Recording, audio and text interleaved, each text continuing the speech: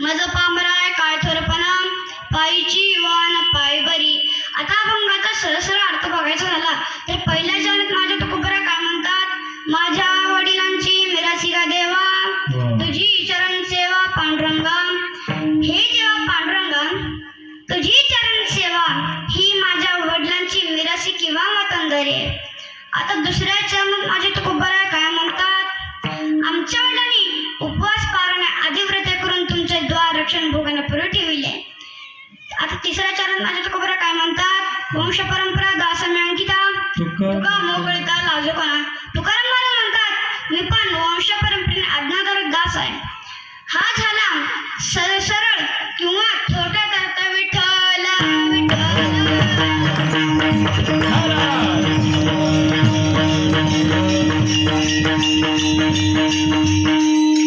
तुकोबराय पांडुरंगासमोर उभा राहून देवाचं गाणे करून देतात. थोडा हक्क सांगतात, आधी काय वालीने बोलतात. महाराज म्हणतात, माझ्या वडिलांनी तुझी सेवा केली. तुकोबरांच्या घराण्यात पांडुरंगाची वारी परंपरा असायची. ती त्यांनी मेहनत करून सट्टासी करून सांभाळली होती. यांचे मूळ पुरुष विश्वांबर बाबा. विश्वांबर बाबांना 2 पुत्र होते, हरिमुकुंद हरिपुत्र. आता विठोबा. विठोबाचा पुत्र पदाजी. पदाजीचा पुत्र शंकर. शंकरचे पुत्र कानोबा. कानोबाचे पुत्र बोलोबा. बोलोबाला 3 पुत्र होते, सावजी, तुकोबराय व कानोबा. महाराज निष्ठेने वारी करत होते. ती त्यांची मिरासी किंवा वतनदारी होती. बोलोबा वारीत जात होते. ते देवाचे पायाचे दर्शन घ्यायचे व पुढे सरकायचे. बोलोबा पाया पडताना देव मान खाली करायचे, पण बोलोबा वर बघायचे नाही. एकदा तुकोबरांची मातोश्री म्हणली, तुम्ही दर महिन्याच्या वारीत जाता, ह्या वारीस मलाही न्या. बोलोबा हो म्हणतात, चल. एवढ्या वर्षात देवाकडे खूपदा गेलो, पण काही मागितले नाही. तू सुद्धा काही मागायचे नाही. कनकाई म्हणली, आपल्या आज्ञा कशी मोडेल गुरुजी. दोघे पंढरपुराला आले. बोलोबा पाया पडून पुढे सरकले. कनकाई डोके ठेवले. पांडुरंग बोलायला लागला, आई साहेब, आपला चेहरा उदास दिसत आहे. कनकाई म्हणली, देव एक शल्य आहे, संतान प्राप्ती नाही झाली. देव 3 वेळा म्हणले, तुला बाळ होईल, तुला बाळ होईल, तुला बाळ होईल, असे 3दा म्हणले. आईसाहेबची सर आनंदात झाला व गरुडा लिंगाने देऊन थांबल्या. बोलोबा पत्नीस वाट पाहत होते. बोलोबा म्हणाले, इतका उशीर का लागला, देवाकडे काही मागितले का. कनकाई म्हणाली, नाही, देवच मला म्हणले की आईसाहेब आपला चेहरा उदास दिसत आहे. मी म्हणले की एक शल्य आहे, संतान प्राप्ती नाही झाली.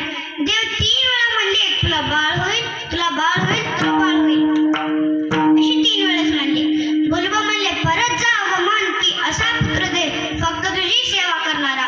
ऐसा पुत्र दे गुंडा जाताची लोकी झंडा, जाताची लोकी झंडा, जाताची लोकी झंडा.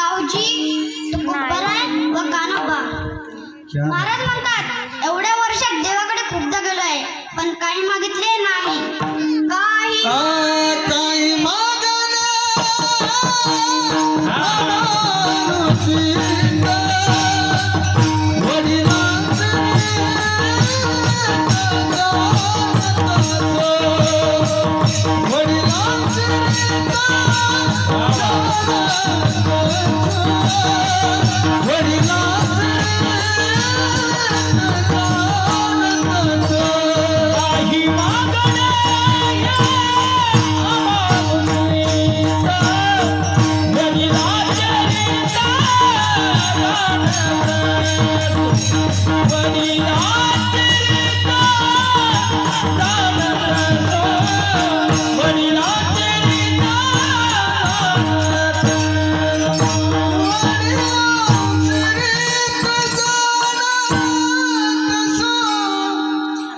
गोलोबाचे वडील हे सूचित होते, कारण तसे प्रमाणच आहे. सहज वडिला होती सेवा, म्हणून पूजिता या देवा. तुका म्हणे भावासाठी जणी घ्या कोणी, माझे चित मज गावी सत्य तर लोपन मी नाही. पण संपूर्ण गादीत आलेल्या मलवंशातील विश्वंभर बाबांपासून गोलोबापर्यंत एकाही नावाचा उल्लेख सापडत नाही. त्यापेक्षा तर विद्वांस मात्र यादी दिलेल्या माऊलींच्या भाषेत यथार्थात श्रेष्ठ असता येते. जणे कसे सत्य प्रमाण लोकच करते एथ वडील जे जे करिता, नाम धर्म ठेविता, तोची अनुष्ठित सामान्य सकळ. तुकोबरांचा परंपरा पहिला होता अंबरीशी.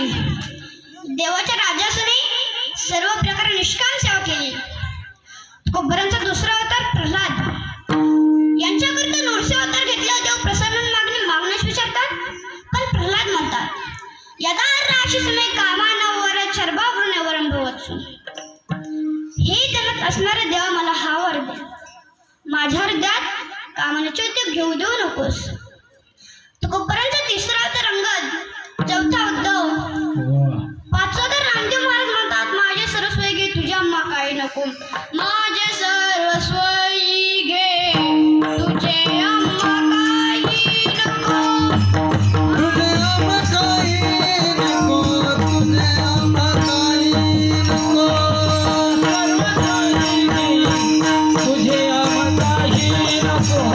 तुझे अमताई नको, तुझे अमताई नको, तुझे अमताई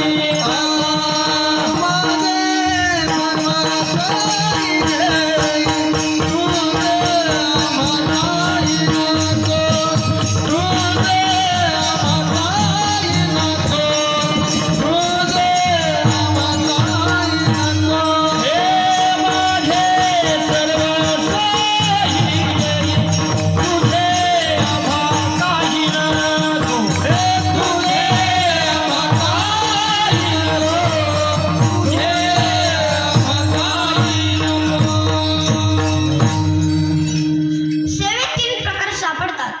पहिला सकाम, दुसरा निष्काम, तिसरा सकाम व निष्काम. सकाम म्हणजे स्वतः करिता, देवाकरिता काहीच नाही. सकाम म्हणजे काय? स्वतः करिता. मला गाडी दे, मला बंगला दे, स्वतः करिता. निष्काम म्हणजे फक्त गृही वावे धन धान्य वाढावे संसार, गृही वावे धन धान्य, गृही वावे धन धान्य, गृही वावे धन धान्य वाढावे संसार, गृही वावे धन धान्य, गृही वावे धन धान्य, गृही वावे धन धान्य.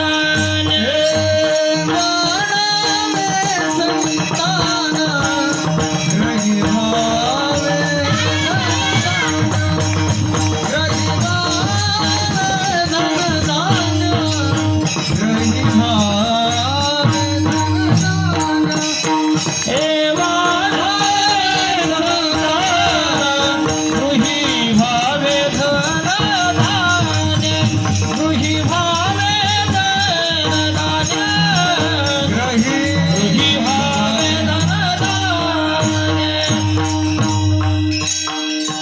श्रीकृष्ण व अर्जुन जंगलात फिरायला जात होते. थोड्या वेळाने श्रीकृष्ण स्थान लागले. श्रीकृष्ण म्हणाले, अर्जुना येथे कुठे पाणी मिळेल का? अर्जुना पाणी शोधायला जातो. श्रीकृष्ण एका झाडाखाली आराम करीत होते. अर्जुनास पाणी शोधत शोधत शोधत त्याला एक ऋषी दिसले. ऋषी झाडाचे वल्ले पाणी असूनही खाली पडलेले सुके पाणी खात होता. अर्जुन जवळ गेला, म्हणाले, बाबा आपण झाडाचे वल्ले पाणी असूनही खाली पडलेले सुके पाणी का खाताय?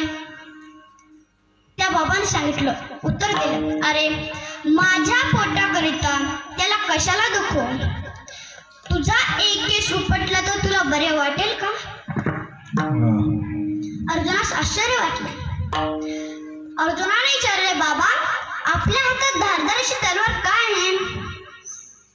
त्या बाबांनी सांगितलं माझे 3 शत्रू आहेत. आपला पहिला तर शत्रू कोण? माझा पहिला शत्रू भृंगू ऋषी. त्याने काय केले? माझे स्वामी वैकुंठात झोपले होते, काय अपराध नसता तर छातीत लाथ मारली. अर्जुन म्हणाले आपण त्यांना मारू शकता का? बाबा म्हणाले नाही, कारण की ते आमच्याकरता मोठे संत आहेत. आता अर्जुनाने विचारले आपला दुसरा शत्रू कोण? त्या बाबांनी सांगितलं माझा दुसरा शत्रू द्रौपदी. ती कशी काय? स्वतःची लाज जात होती म्हणून देवाचं नाव घेतलं. ती मरत तर नव्हती ना? मरत होती का? मरत तर नव्हती. अर्जुनाने विचारले आपण तिला मारू शकता का? बाबा म्हणाले नाही, कारण की ती स्त्री आहे. आता आपला तिसरा शत्रू कोण? अर्जुन. त्याने काय केले?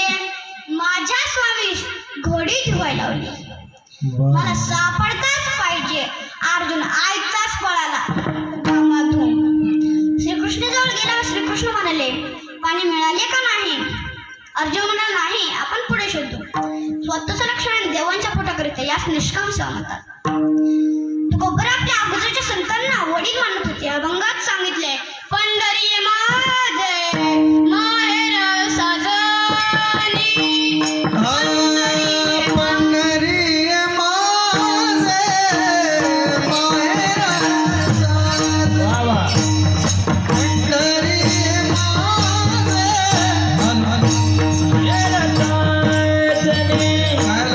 पंढरी ही माझे माहेर साजनी. पंढरी माझे माहेर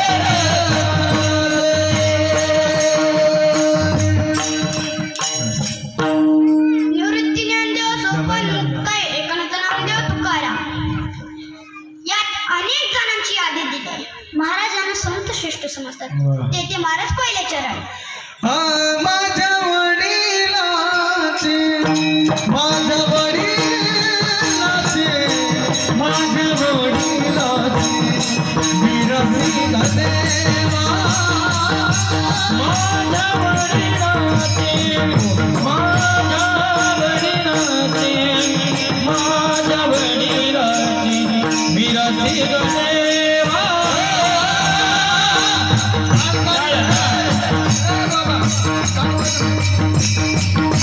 माझ्या वडिलाचे माझ्या वडिलाचे माझ्या वडिलाचे विरसिक देवा. माझ्या वडिलाचे माझ्या वडिलाचे विरसिक देवा.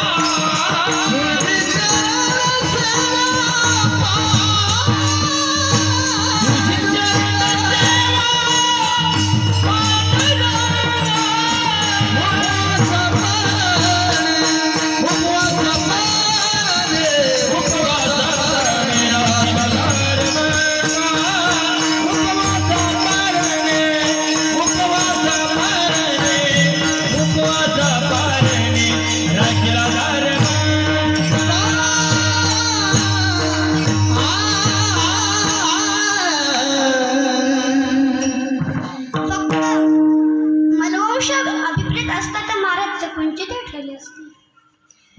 जगद्गुरु झाले नसते, त्यांचं हृदय जग असते. काय माणसं आपलंच बघतात. माझी बायको, माझी लेकरं, बाळ, माझे आई वडील. दुसऱ्याचं कोणाचं विचार करतात? असे काही माणसं आहेत की ते गावाचा विचार करतात सरपंच पटे, काही तालुक्याचा विचार करतात आमदार, काही जिल्ह्याचा विचार करतात खासदार, काही राज्याचा विचार करतात मुख्यमंत्री. आपले पंतप्रधान कोण? नरेंद्र मोदी. असेच 2 मित्र होते, सकाराम आणि तुकाराम. ते कॉप्या करू करू पास व्हायचे. इथं जे पण लहान पोरं बसले ती कॉप्या करू करू नका पासू. असेच 2 मित्र होते, सकाराम आणि तुकाराम. ते कॉप्या करू करू पास व्हायचे, करू करू पास व्हायचे. आणि सकाराम जरा हुशारच होता, तुकाराम जरा ढस होता. आता सकारामची 11वी झाली, पण कॉप्या करू करूच पास झाला. 12वी झाली, त्याला नोकरी लागणार होती, त्याच्या इंटरव्ह्यू घेणार होते. सकारामला आपले भारतातले पंतप्रधान कोण? त्याने सांगितलं नरेंद्र मोदी. आता दुसरा प्रश्न विचारला, भारत स्वातंत्र्य दिन कधी झाला? 1967 ला झाला. 1947 ला झाला भारत स्वातंत्र्य. आता तिसरा प्रश्न विचारला, माणूस चंद्रावर राहू शकतो का? आता त्यांनी सांगितलं शास्त्रज्ञानाने शोध चालू आहे. तो का आता सकारामला इंटरव्ह्यू झाली म्हणजे पास झाला. आता सकाराम पण आता 12वी पर्यंत कॉप्या करून पास झाले ना. आता सकारामने त्याला 3 उत्तर सांगून दिली आणि मास्टर पण